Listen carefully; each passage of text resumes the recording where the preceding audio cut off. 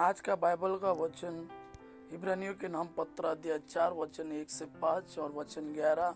और आज का सुसमाचार सन मरकुस के अनुसार अध्याय 2 वचन 1 से 12। इब्रानियों के नाम पत्र अध्याय 4 वचन 1 से 5 और 11। ईश्वर के विश्राम स्थान में प्रवेश करने की वह प्रतिज्ञा अब तक कायम है, इसलिए हम सतर्क रहे कि आप लोगों में कोई उसमें प्रवेश करने से न रह जाए। हमको उन लोगों की तरह एक मंगलमय समाचार सुनाया गया है। उन लोगों ने जो संदेश सुना उन्हें उससे कोई लाभ नहीं हुआ, क्योंकि सुनने वालों में विश्वास का अभाव था। हम विश्वासी बन गए हैं, इसलिए हम उस विश्राम स्थान में प्रवेश करते हैं जिसके विषय में उसने कहा, मैंने क्रोध होकर यह शपथ खाई, वे मेरे विश्राम स्थान में प्रवेश नहीं करेंगे। ईश्वर का कार्य तो संसार की सृष्टि के समय ही समाप्त हो गया है, क्योंकि धर्म ग्रंथ 7वें दिन के विषय में यह कहता है, ईश्वर ने अपना समस्त कार्य समाप्त कर 7वें दिन विश्राम किया। और उपयुक्त उदाहरण में हम यह पढ़ते हैं, वे मेरे विश्राम स्थान में प्रवेश नहीं करेंगे। इसलिए हम उस विश्राम स्थान में प्रवेश करने का पूरा प्रयत्न करें, जिससे कोई भी उन लोगों की अवज्ञा का अनुसरण करता हुआ उससे वंचित ना हो।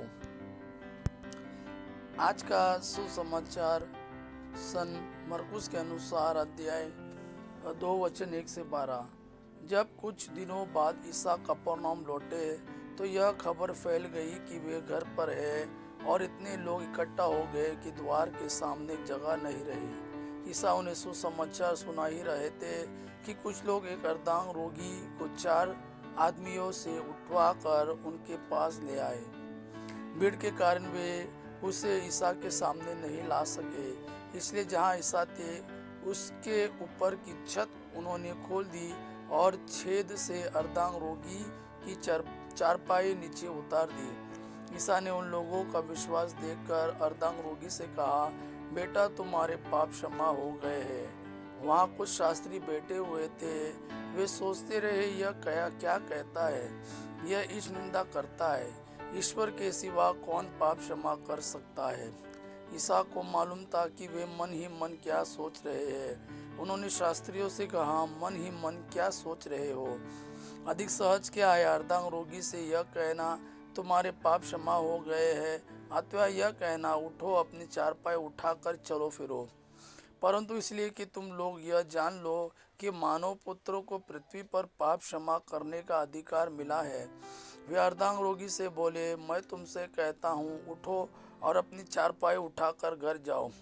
वह उठ खड़ा हुआ और चारपाई उठाकर तुरंत सबके देखते देखते बाहर चला गया।